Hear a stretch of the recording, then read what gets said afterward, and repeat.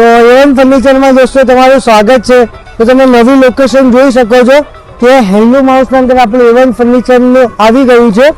તો ચલો આજે ત્યાં નવો સ્ટોક આવવાનું ચાલુ થઈ ગયું છે। તમને આજે એક વસ્તુ નવી બતાડું જે પ્યોર વુડન। તો આપણા ત્યાં આવી ગઈ છે ચાઇનીઝ ટીપોઈ જે પ્યોર વુડનમાં રહેશે।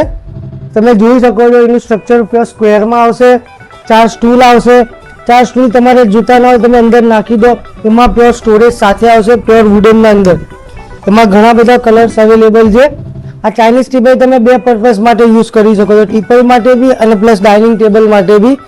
ડાઇનિંગ ટેબલ માટે જગ્યા ના હોય તમે આટલું નાનું બી કરી શકો છો જેમાં 4 જણ આરામથી બેસીને ખાઈ શકે।